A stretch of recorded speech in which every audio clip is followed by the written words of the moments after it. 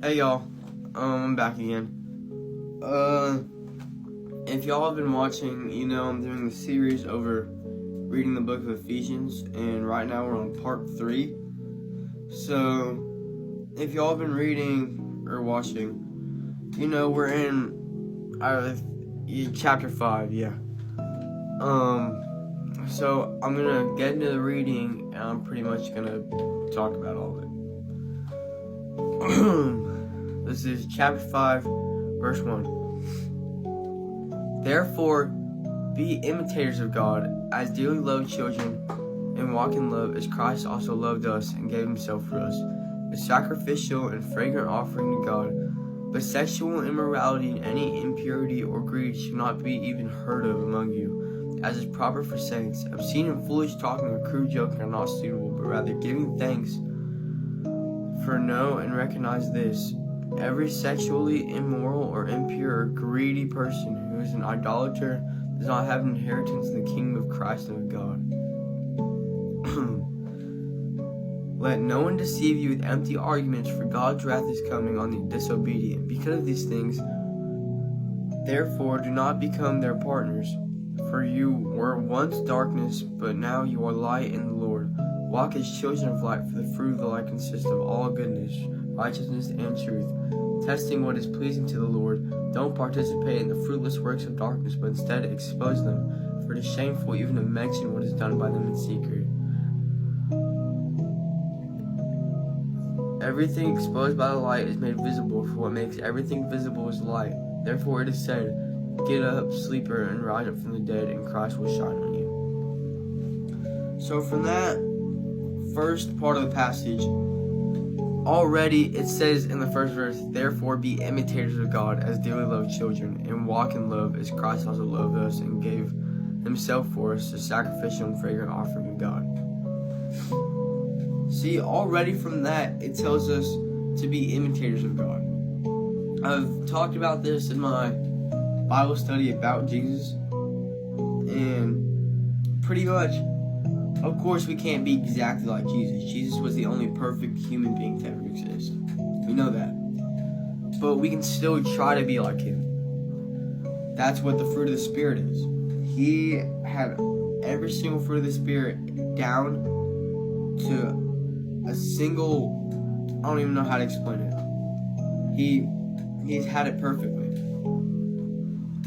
But anyways, in verse 3 it says, but sexual immorality and any impurity or greed should not even be heard of among you, as is proper for saints. So see, already from that, also, with Christians, normally Christians watch these Bible studies, but normally with us, we should not be talking about anything inappropriate like sexual immorality or any impurity. Because most of the people who watch this, we're all in middle school. I'm just so for real. There could be some people who are like maybe in high school watching this. I don't know. But especially if we're in middle school, we shouldn't be talking about that stuff. I'm gonna be so for real with you. I know it's kind of normalized now, like to talk about whatever and whatever, but it shouldn't be like that. Because God would not want us to be saying that kind of stuff, especially since we're still kids. Anyways, on to verse 4. It says, obscene and foolish talking or crude joking are not suitable, but rather giving thanks. So from that, we all know how people make stupid jokes. I even do sometimes. It's not really okay to do. And we all do it. Don't even lie to yourself. We all do it. But it says they're not suitable, but rather giving thanks. So instead of making these horrible jokes, be more positive. Like, you can make jokes, but have the jokes be appropriate. Because I've heard people talk about like racist jokes. That's messed up, especially if it's against a certain person and not just against a certain race. It's really messed up. I've seen it start arguments and start fights. Anyways, in verse 5 it says, "For no one recognizes this. Every sexual, immoral, impure, or greedy person who is an idolater does not have an inheritance in the kingdom of Christ and of God." We'll see. Of course, God can forgive you for that, but it's still a horrible thing to do. Every sin is equal in the eyes of God.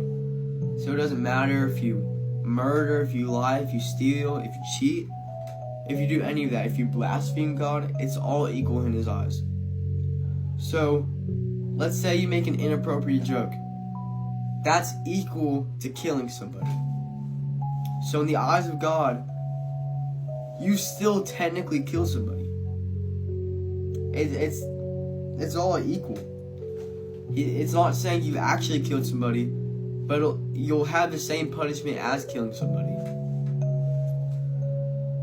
But anyways, in verse 6, it says, "Let no one deceive you with empty arguments, for God's wrath is coming on the disobedient because of these things."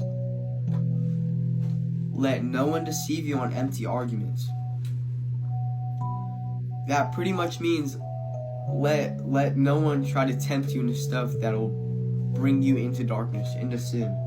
Because like I said in my last video, I think, that darkness is the symbolism of sin. Sin is darkness, and goodness is light. You can't let people who don't follow God the way they're supposed to try to lead you into sin because it's normalized for them. Everyone has their own different experiences. But you can't. Whenever God fully opens up your eyes, you'll see how much people try to tempt you into doing certain stuff. So, as it says, let no one deceive you with empty arguments, for God's wrath is coming on the disobedient because of these things. I'm not saying everybody who has maybe tried to get their friends to do something, or have tried to get like random people to do something, they're not going to hell. Well, they could, but if they're fully repentant to God, they can make it to heaven. That's the whole point of the New Testament. That's what it tells us. That's the entire gospel. It straight up, the summary of the entire gospel, Jesus died on the cross just so He could forgive us. It's like what I've said before.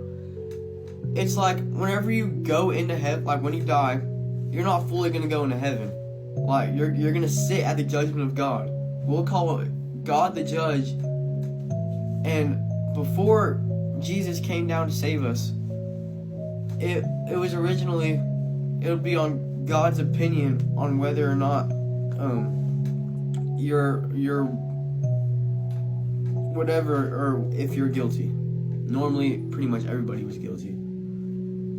But whenever Jesus came along, think of it as like a courtroom. So God is the judge, the guy who sits at the very top with the hammer, and He decides if you're guilty or not guilty. And then beside you, you have a lawyer. And Jesus is that lawyer. He's the one who defends you. So God will pretty much be like, why should I let you into heaven? And instead of you talking, Jesus will say, because I died on the cross for you. And because of that, if you fully believed in your heart that Jesus died for you, I'm going to bring this up every single video, that Jesus died for you. If you bring it up every single time, you're going to make it. Anyways, this, the TikTok is about to end because of the timer.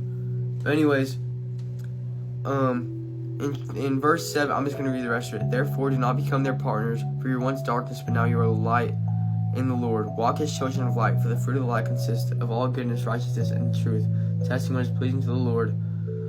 Okay, so from that, it says pretty much don't be with them. Don't connect with them, because they're not of the light, they're of the darkness.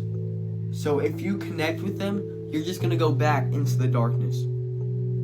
So pretty much, I only have a couple seconds left, but really what I like to say is just try to stay with the Lord with all your heart, and peace.